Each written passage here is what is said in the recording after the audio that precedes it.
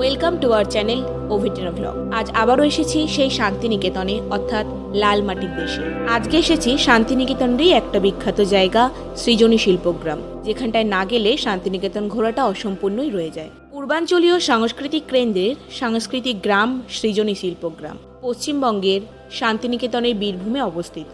এই কমপ্লেক্সটি প্রায় ২৬ বিঘা জমি জুড়ে বিস্তৃত এবং এখানে রয়েছে আসাম, বিহার, ঝাড়খণ্ড, মণিপুর, ওড়িশা, সিকিম, ত্রিপুরা, পশ্চিমবঙ্গ এবং আন্দামান ও নিকোবর দ্বীপপুঞ্জের কেন্দ্রশাসিত অঞ্চলের ৯টি ঐতিহ্যবাহী কুঁড়েঘরের ঐতিহ্যবাহী স্থাপত্য, বৈশিষ্ট্য এবং নকশা।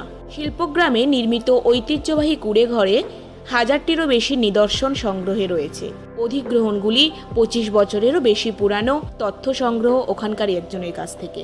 এখানকার উদ্দেশ্য হলো প্রতিটি ঘরের মধ্যে প্রতিটি রাজ্য এবং তাদের সংস্কৃতির বাস্তবসম্মত আভাস প্রদান করা, যা একটি পৃথক সত্তা হিসাবে এবং জোনের অন্যান্য রাজ্যের সাথেও সংযুক্ত। শিল্পগ্রামের শান্ত প্রাকৃতিক পরিবেশ দর্শনার্থীদের আকর্ষণ করে।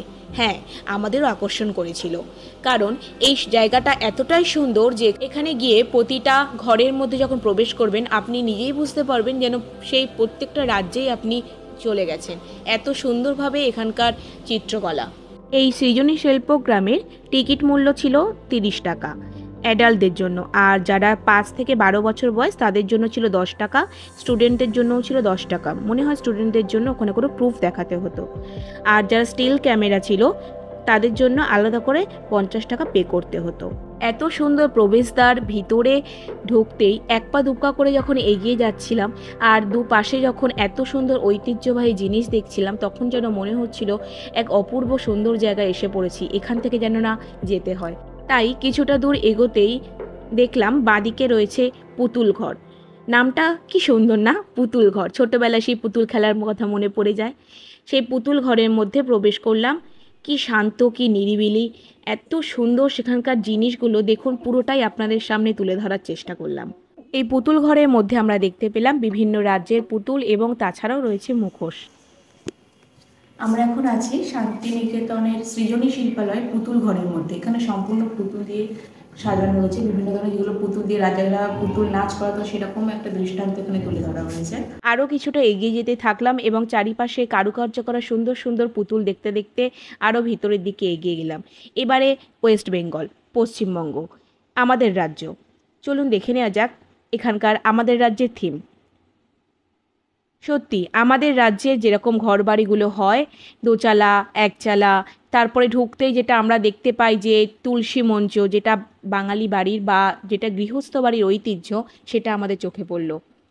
শুধু সেখানেই থেমে নেই, বিভিন্ন ঘরের মধ্যে রয়েছে আরও সুন্দর সুন্দর টেরাকোটার জিনিস, কারুকার্য, আরও সুন্দর ছবি দেখতেই পাচ্ছেন আপনারা। তারপরে বেতের যে কুলো, তারপরে বসার যে এটাকে কি বেশ বলে, চৌকি না কি বলে, খাটিয়া, এইগুলো যত আমাদের বাঙালিদের ঐতিহ্য, যেটা ওয়েস্ট বেঙ্গলের ঐতিহ্য, সেগুলো সবগুলোকেই কিন্তু এখানে ধরে রেখেছে, যাতে বাঙালির ঐতিহ্য নষ্ট হয়ে গেলেও যাতে নেক্সট জেনারেশন বুঝতে পারে বাঙালির ঐতিহ্য ছিল কতটা সুন্দর।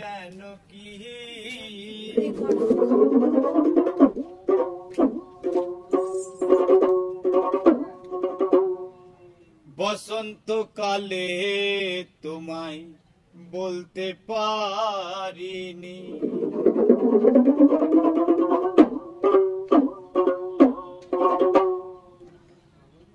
সাদা সাদা কালা কালা রং জমেছে সাদা কালা,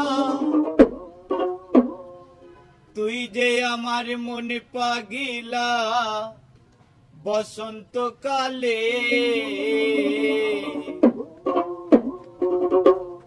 তুমি বন্ধু কালা পাখি আমি যেন কি বসন্তকালে তোমায় বলতে পারিনি।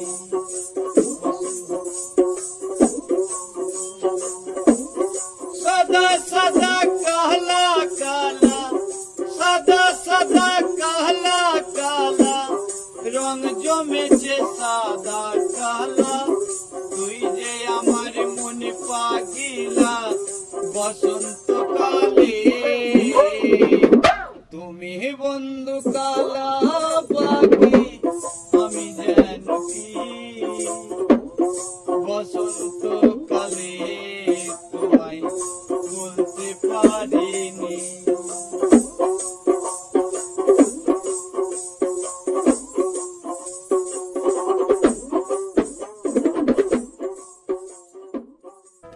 পালকি বাংলা গ্রাম্য জীবনে বহু প্রাচীন লোকায়ত সাংস্কৃতিক ঐতিহ্যবাহী ধারক হিসাবে এই পালকি অন্যতম। সংস্কৃত শব্দ পালঙ্ক বা পর্যঙ্ক থেকেই পালকির প্রকাশ। মূলত সেগুন বা শিমুল কাঠ দিয়ে পালকি তৈরি করা হতো। প্রথম দিকে রাজঘরানা বা অভিজাত সম্প্রদায়ের বাহন সম্প্রতির মূল উপাদান ছিল এই পালকি। আমরা টিভিতে দেখতাম বা এখনো দেখি এই যে পালকি, দুপাশে দুজন দুজন করে বেয়ারা, নতুন বউকে নিয়ে যাওয়া হচ্ছে, তারই কি সুন্দর একটা অংশ তুলে ধরেছে এখানে দেখুন। এবারে আমরা আস্তে আস্তে এসে গেলাম সিকিমে। সিকিমের এই ছোট্ট ঘরের মধ্যেই কিন্তু রয়েছে সিকিমের সমস্ত সাংস্কৃতিক বিভাগটা। ওখানকার কালচারাল পরিবেশ কীরকম, ওখানকার মানুষজনের পোশাক কীরকম, ওখানকার সমস্ত বিষয়টাকে এই ছোট্ট ঘরের মধ্যে এক টুকরো সিকিম যেন ধরা পড়েছে।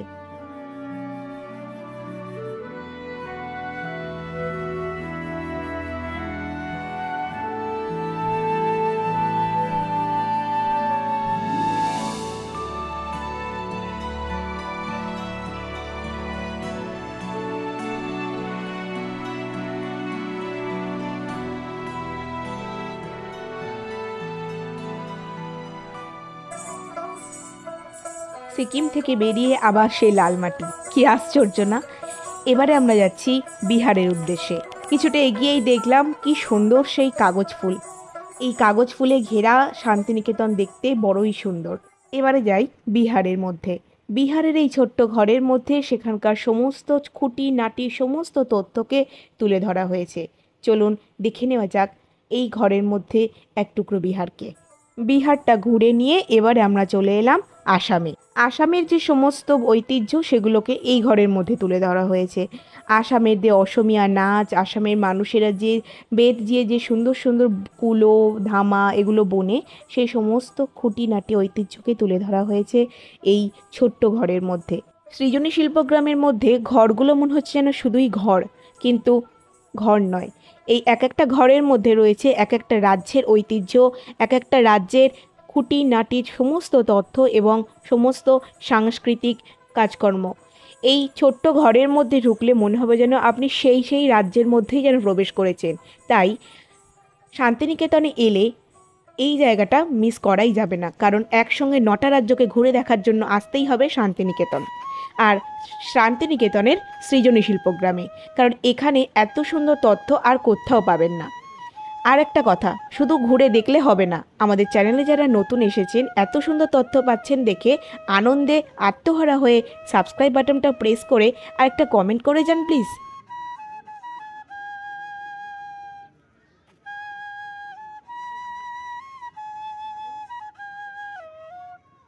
এবারে ত্রিপুরার সমস্ত ঐতিহ্যটাকে তুলে ধরেছে এই ছোট্ট ঘরের মধ্যে। চলুন দেখে নেওয়া যাক ত্রিপুরার ঐতিহ্য।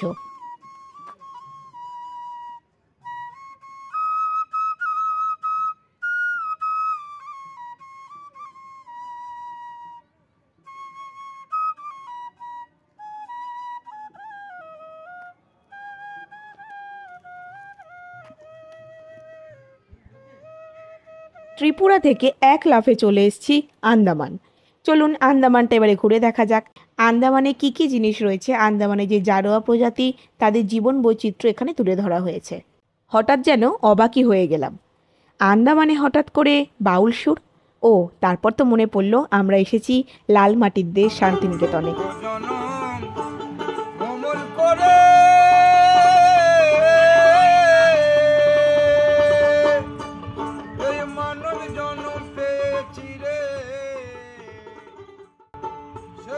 এবারে নিকোবরের যে সৌন্দর্যটা তুলে ধরা হয়েছে, কি সুন্দর দোতলা ঘর, কিন্তু ব্যাড লাক এত ভিড় ছিল যার জন্য আমরা ওই সুন্দর দোতলাটার ওপরে একটাও ফটোশ্যুট করতে পারিনি। চলুন পরবর্তী রাজ্যে যাওয়া যাক। পরবর্তী রাজ্য মণিপুরের মধ্যে প্রবেশ করে দেখুন মণিপুরের কত সৌন্দর্য। এখানকার মণিপুরি ড্রেস, মণিপুরি নাচ থেকে শুরু করে মণিপুরের সমস্ত ঐতিহ্যটাকে এই ঘরের মধ্যে তুলে ধরা হয়েছে। মণিপুর রাজ্য থেকে বেরিয়ে একটা সুন্দর দৃশ্য চোখে পড়ল, আর ভেসে উঠল রবীন্দ্রনাথ ঠাকুরের কথা।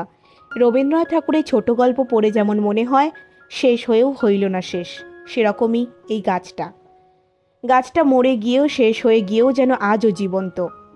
এই গাছটা মৃত, কিন্তু মৃত নয়, কারণ এই গাছটা এত সুন্দর রং করে একটা পাখির রূপ দান করেছে, যেন মনে হচ্ছে এই গাছটা একটা সত্যি জীবন্ত পাখির আকারে বসে রয়েছে।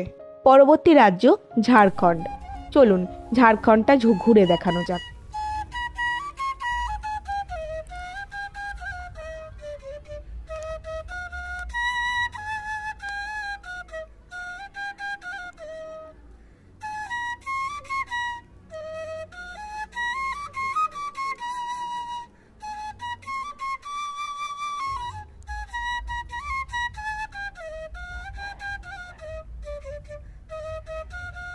পরবর্তী রাজ্য ওড়িশা।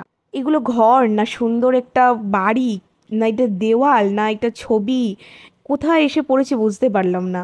এত সুন্দর ঘর, তার দেওয়ালগুলো এত সুন্দর করে কারুকার্য করা।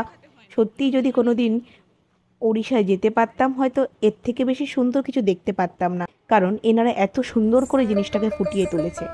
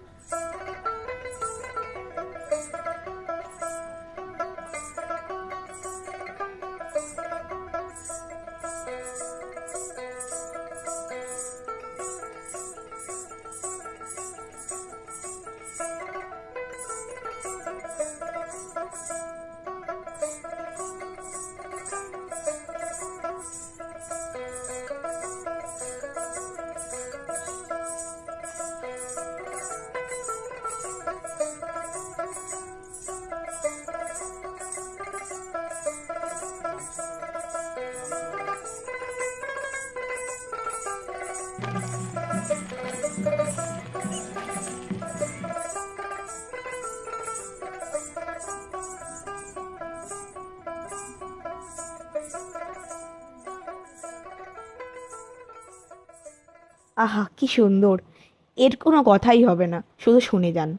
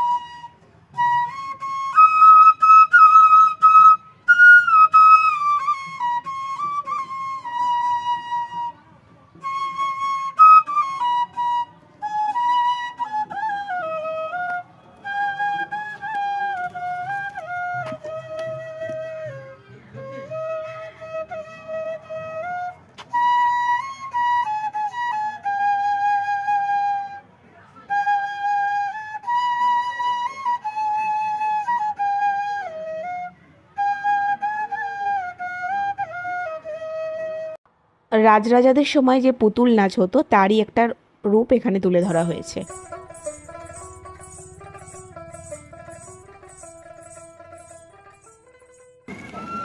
আমরা এখনই সৃজনী শিল্পের মধ্যেই রয়েছে, কারণ এটা এত বড় একটা জায়গা যেটা ঘুরে শেষ করা সম্ভব নয় এত তাড়াতাড়ি। পুরো জায়গাটা ঘুরে দেখতে বেশ কিছুটা সময় লেগে যায়। এবারে সেই বহু প্রতীক্ষিত মাদলের তালে সাঁওতালি নাচ হচ্ছে। চলুন একটু ওদের ছন্দে, ওদের তালে, ওদের সঙ্গে মিশে যাই।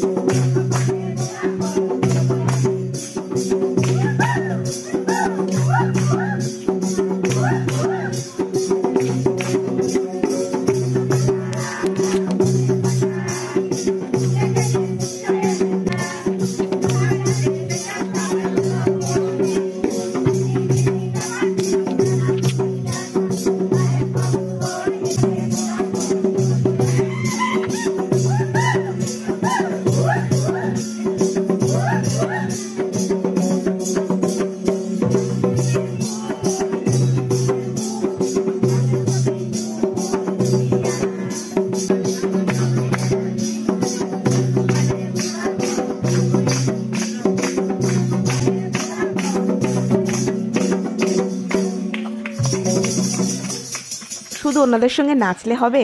ওনাদের সঙ্গে ছবি এক টুকরো স্মৃতি হিসাবে না রাখলে হয়? এখানে আরও একটা জিনিস রয়েছে যেটা আগেকার দিনে দেখা যেত, ডোঙা, যেটা দিয়ে জল তোলা হতো। এইখানে এই সৃজনী শিল্পগ্রামের মধ্যেই পুরোটা ঘুরে বেরিয়ে আসার ওখানেই একটা ছোট্ট ছোট্ট নয়, মোটামুটি 10-12টা মতো দোকান বসে। সেখান থেকেও আপনি কিছু শপিং চাইলে করতে পারেন।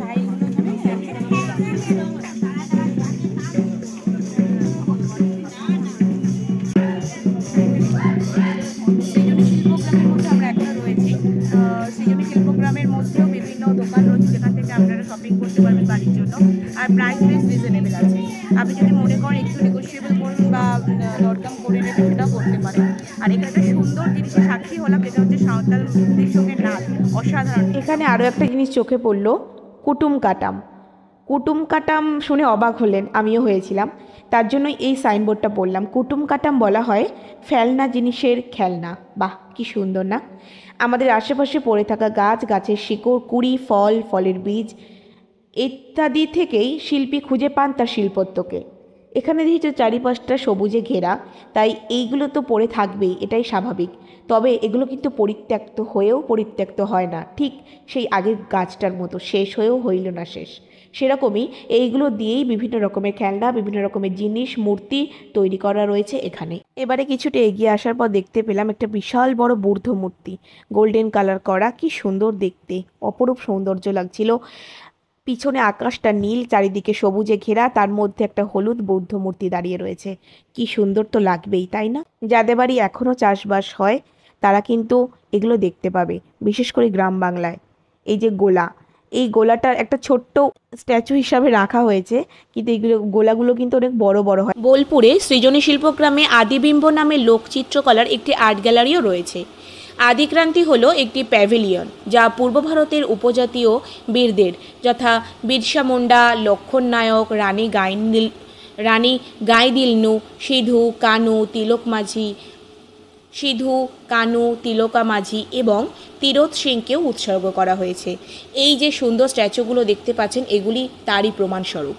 এত সুন্দর সত্যি। এটার নাম কেন যে এই জায়গাটার নাম সৃজনী শিল্পগ্রাম, যতক্ষণ না ঘুরে শেষ পর্যন্ত আসবেন ততক্ষণ বুঝতে পারবেন না সত্যি এটার নাম কেন শিল্পগ্রাম। এই শিল্পগ্রামের কোনায় কোনায় ছড়িয়ে রয়েছে শিল্পীর হাতের ছোঁয়া। না হলে কোনোদিন একটা মৃত গাছকে এত সুন্দর রূপদান করা কি সম্ভব হয়? এগুলো শিল্পীর দ্বারাই সম্ভব। একটা গাছের গায়ে গুড়ি কেটে কেটে তার উপর ছবি এঁকে কালার করে কি সুন্দর না শোভাবর্ধন করেছে। আরও কিছুটা এগিয়ে আসলে দেখতে পাবেন বড় গোলাপ বাগান, যেখানে কি রঙের না ফুল নেই। দেখুন এখানে কাঠ দিয়ে একটা স্ট্যাচু করে লিখে দিয়েছে গোলাপ বাগান। আপাতত সৃজনী শিল্পগ্রাম এখানেই শেষ হলো। চলুন এবার যাওয়া যাক পরের ডেস্টিনেশনে। পুরো শান্তিনিকেতন ঘুরিয়ে দেখাবো, কথা দিয়েছিলাম, কথা রাখবো। আর যারা আমাদের চ্যানেলে নতুন রয়েছে অবশ্যই চ্যানেলটাকে সাবস্ক্রাইব করে দাও আর বেল আইকনটা প্রেস করে দাও। Thank you.